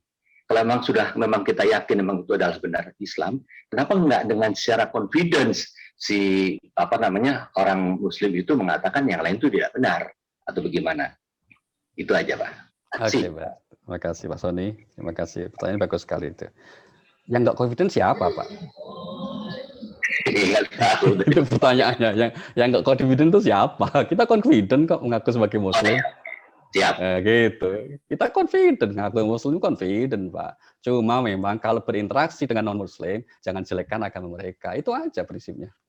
Gitu ya. Jadi kita yakin Islam itu paling benar. Tapi pada saat yang sama, ayat tadi mengatakan, ini jangan dibedakan loh Pak, ini ayat juga masalahnya. Jangan kamu salahkan Tuhannya orang lain. Itu ayat Pak, bukan pendapat saya. Oh iya, maksudnya Bapak mengambil ayat tadi gitu maksudnya. Iya makanya, berarti apa? Berarti terus gimana sikap kita? Kalau kita mengikuti ayat surah 6108 itu gimana berarti? Berarti ini ada sikap dalam Pak. Kita dalam harus itu harga mati, confident kita sebagai Muslim. Tapi kalau kita berinteraksi, maka kita dipandu oleh Al-Quran, ketemu tetangga yang non-Muslim, ya lakum dinukum waliyadin. Ya sudah, kalau kamu menganggap bahwa menurut kamu itu agama kamu yang benar, silahkan beribadah sesuai dengan keyakinan Anda.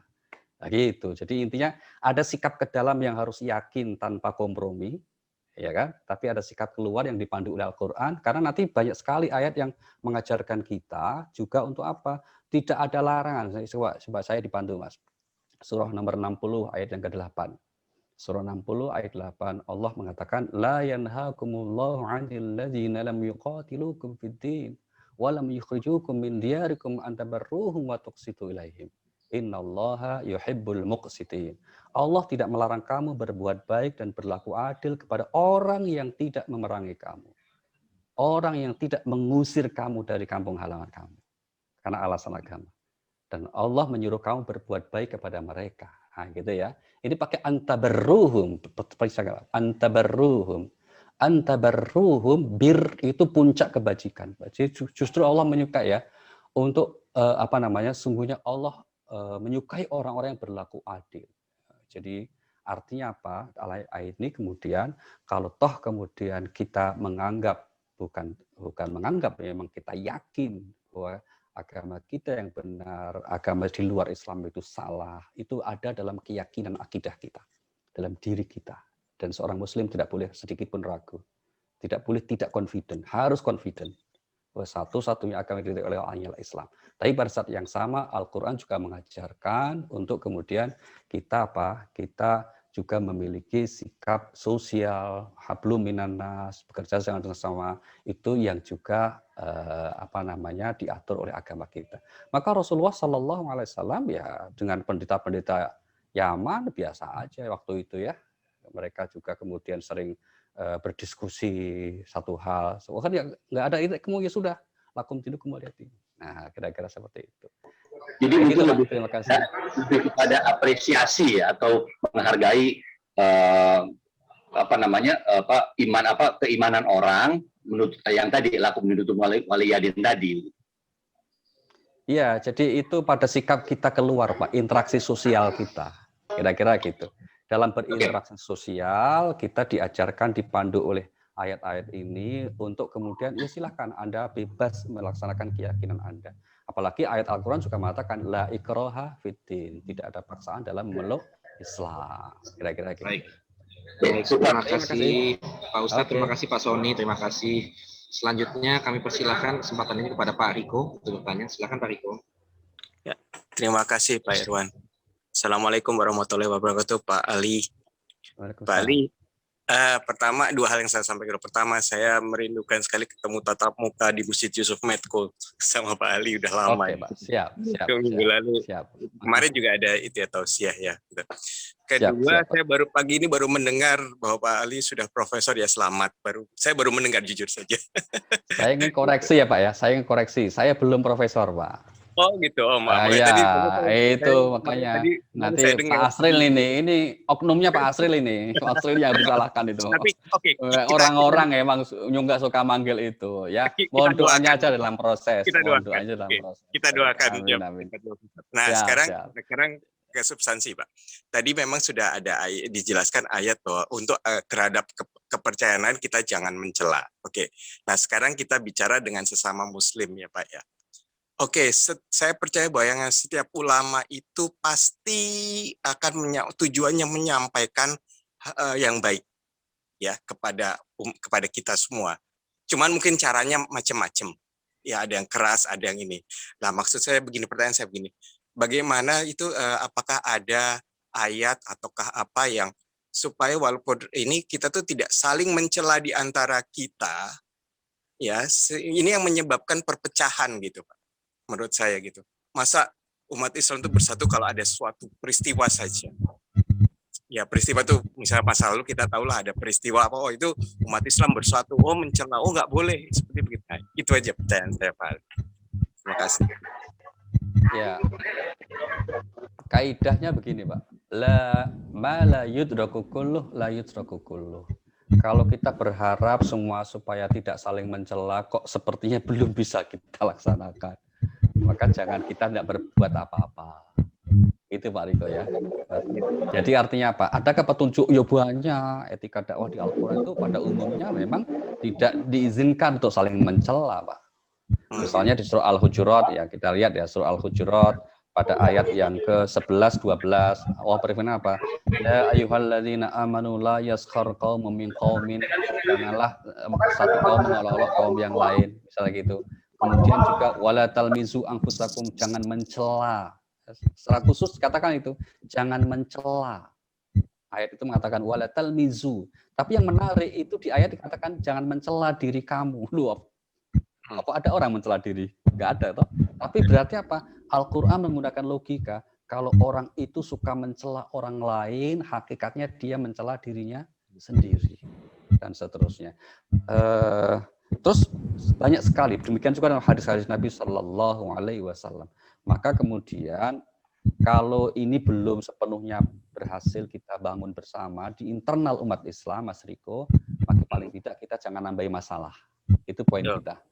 Kita jangan ikut nambahin masalah. Maka kita bersama-sama, kami yakin di Pejuang Subuh ini menggunakan manhaj yang memang menghargai setiap pandangan, setiap pendapat, kira-kira gitu ya. Toh harus menyampaikan sesuatu yang berbeda, tapi dengan cara yang memang orang-orang berakal, orang-orang beradab, sehingga kemudian ini sesuatu yang bagus sekali. Sehingga artinya apa? Banyak faktor kenapa ada orang yang menyampaikan cara berdakwahnya seperti itu. Mungkin ya karena keterbatasan literasi, mungkin karena pergaulan lingkungan lingkungan kelompoknya yang terlalu mendominasi aspek nahi mungkarnya, kan gitu kan.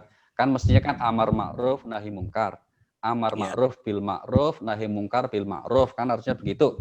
Tapi kemudian mungkin karena satu dan lain hal akhirnya bersikap seperti itu. Ya sudah, kita yang penting berusaha, berikhtiar untuk berusaha memilih yang terbaik. Nah, terus enggak usah ikut menambahi masalahnya. Kira-kira begitu Mas Riko. Matur nuwun. Terima kasih. Terima kasih Pak Ustadz, Pak Riko, terima kasih. Terima kasih Pak Irwan. Pak Ustadz, ini masih ada 2 pertanyaan lagi yang raise hand, boleh kita selesaikan nih Pak Ustadz ya, mudah-mudahan waktunya cukup. Saya persilakan secara singkat Pak Jono terlebih dahulu. Silakan Pak Jono, singkat padat Pak. Terima kasih. Assalamualaikum Ustadz. Waalaikumsalam.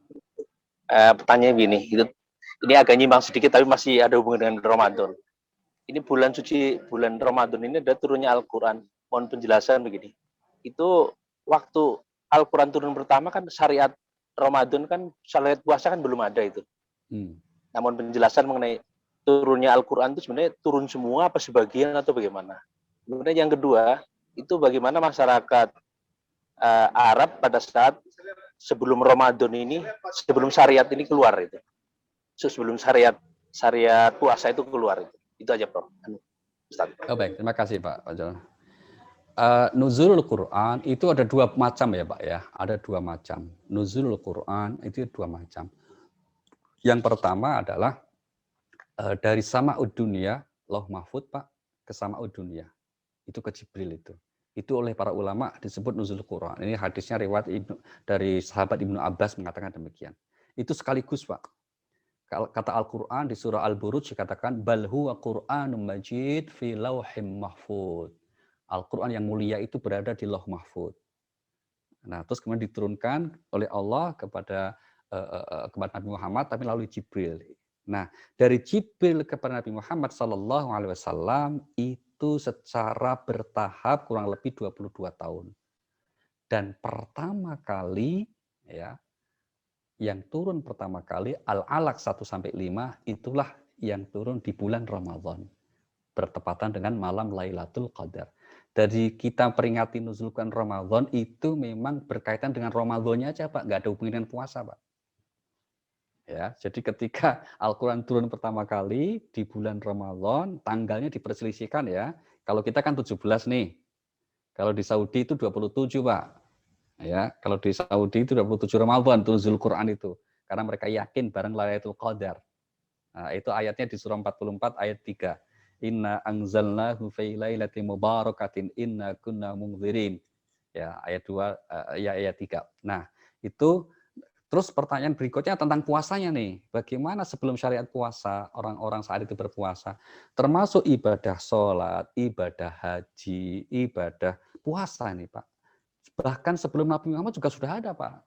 Maka redaksi ayatnya kan kutiba alaikumusiyam kama kutiba alal ladzina min qablikum. Diwajibkan atas kalian berpuasa seperti diwajibkan atas orang sebelum kalian. Yaitu siapa? Umat-umat sebelumnya sudah diwajibkan juga. Umat Nabi Ibrahim, umat Nabi Musa, Nabi Isa alaihissalam, semuanya diwajibkan puasa sebagai bagian dari rukun Islam yang sama. Cuma apakah puasanya sama dengan puasa yang Allah syariatkan tahun 2 Hijri kepada Nabi Muhammad? Itu yang tidak ada keterangannya, Pak. Maka kalau pertanyaannya, itu ketika Al-Quran turun di bulan Ramadan, umat Islam saat itu apa langsung puasa atau tidak puasa ya? Wallahu a'lam. Gitu. Yang jelas kalau seandainya puasa, apakah puasanya sama dengan ketika Allah syariatkan di tahun ke-2 Hijri? Wallahu a'lam. Hanya Allah yang Maha tahu, karena tidak ada keterangannya itu, Pak. Tidak ada keterangannya. Tapi salah satu riwayat di Asbabun Nuzul surah, jadi gini, Pak. Itu nggak langsung ya Pak ya. Kalau kita lihat di tafsir-tafsir itu gini, ketika Al-Baqarah 183 memerintahkan kita untuk puasa, itu orang langsung puasa, cara puasanya seperti dulu. Yaitu apa? Begitu tidur nggak boleh lagi makan, maka nggak ada syariat sahur. Nah, nggak ada syariat sahur itu. Sehingga kemudian ada kasus seorang sahabat siang-siang pingsan di kebun kurmanya, maka turun ayat ini, ayat 187, yang mengatakan, Kulu washrobu hatta yatabayyana lakumul khaytul abyadhi minal khaytil aswadi minal fajr. Makan minumlah sampai terang benang putih dan hitam. Itu fajar maksudnya. Nah, dari syariat ayat 187 inilah kemudian menjadi bentuk sampai sekarang kita laksanakan. Nah, jadi kalau keterangan di riwayat itu mengatakan puasa orang sebelum turunnya ayat 187 itu setelah tidur langsung puasa. Jadi nggak ada sahur lagi. Nah, maka kemudian Rasulullah mengatakan tasahharu as-sahur barokah. Sahurlah karena sesungguhnya fihi as-sahur barokah. Di dalam sahur itu ada keberkahan. Begitu. Terima kasih Pak Jono. Baik, terima kasih Pak Jono, Pak Ustadz, terima kasih. Terima kasih. Pas jam 7 Mas Iwan. Ya, boleh satu pertanyaan terakhir Pak Ustadz penutup. Kita silakan, dari tadi Pak Habil sudah raise hand. Pak Habil silakan bertanya secara singkat dan padat Pak, karena waktu sudah pukul 7. Silakan Pak Habil. Terima kasih saudara moderator Pak Irwan. Assalamualaikum Pak Ustadz Ali Nurdin. Waalaikumsalam Pak Habil. Insya Allah Profesor, ntar lagi. Amin, amin. Tinggal ngomong sama itu aja, ngomong sama apa, ini tidak agama kan, beres. Pak Ustadz, masalah kita adalah bukan soal dengan non-muslim. Kalau tadi kan mengenai ayat Ali Imran 64 sampai dengan 67 itu kan mengkonfin orang muslim terhadap kisah Ibrahim, ya kan? Jadi persoalannya kita bukan sama muslim ini, bukan ke orang kafir, tapi masalah kita adalah di Ali Imran 68 70. Coba Pak Irwan membacakan yang 68 sampai 70 Ali Imran.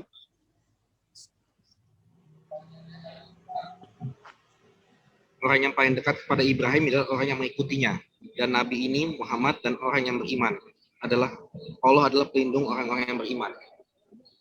Di Ali Imran itu. Ali Imran 68. Sorry, Al-An'am 68 70. Ya, mungkin silakan Pak Habil bisa itu Pak. Ya, saya langsung aja. Pertanyaannya Pak. Ya. Jadi Pak Ustadz, yang orang Islam itu yang paling berat menghadapi orang munafik. Orang munafik. Di dalam Al-An'am 68 itu jelas bahwa apabila kita menemui orang-orang yang menjelek-jelekan ayat Allah, maka kita harus pergi menjauh dari mereka itu. Dan apabila juga ada orang yang mengolok-olokkan ayat Al-Quran tentang Islam, kita juga harus pergi menjauh. Ini kan sifat orang munafik. Jadi kalau kita bahas mengenai Ali Imran 64 sampai 67, itu sesungguhnya memang orang kafir udah pas jelas bahwa di Ali Imran 330 udah jelas bahwa Adam, Nuh, keluarga Ibrahim dan keluarga Imran itu kan pilihan. Nah, pertanyaan saya Pak Ustadz, bagaimana cara menghindari terhadap orang-orang munafik sebagaimana yang disebutkan di dalam Al-An'am 68 sampai 70. Demikian Pak Ustadz. Oke, Pak. Makasih Pak Habil. Terima kasih Pak Habil. Silakan Pak Ustadz. Iya, cara menghindari sikap kemunafikan udah seperti itu, Pak Habil ya. Yes. Yang harus istiqomah ikut program pejuang subuh. Itu. Nah, itu salah satunya itu. Jadi jangan sampai tidak istiqomah. Istiqomah ikut pejuang subuh karena apa? Kalau di pejuang subuh ini insya Allah isinya orang-orang baik, bukan orang munafik gitu loh. Maka kita akan punya seperangkat pengetahuan, karena punya apa ya kemampuan untuk menganalisa, wah ini munafik ini. Kan biasanya orang itu kan sangat dipengaruhi oleh dengan siapa dia bergaul kan Pak Habil. Lingkungannya dengan siapa dia bergaul. Nah, untuk kemudian kita punya kemampuan untuk memilih, oh ini nggak bisa dilanjutkan pergaulan kayak gini nih. Kita ngukur diri lah. Ngukur diri artinya, karena ada orang yang merasa kemudian mampu untuk kemudian katakanlah membimbing yang sedang tersesat, termasuk yang munafik tadi. Silakan diajak, ini harus dibereskan nih. nggak benar, itu bagus sekali.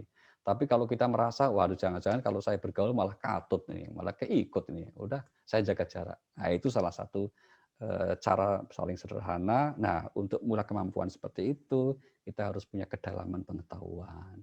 Untuk punya kedalaman pengetahuan, maka sering-seringlah hadir di majelis pejuang subuh kita ini yang istiqomah. Untuk istiqomah jangan panjang-panjang, karena kalau panjang-panjang kelewatan waktunya nanti nggak istiqomah lagi. Itu udah kelewat ini Pak Abil waktunya ya. Baik Pak Ustadz. Terima kasih. Mohon maaf. Ya, assalamualaikum warahmatullahi wabarakatuh. Waalaikumsalam warahmatullahi wabarakatuh Pak Ustadz. Ini masih ada waktu untuk tutup dengan doa Pak Ustadz? Apa sudah ini? Sudah injury time ini Pak Ustadz?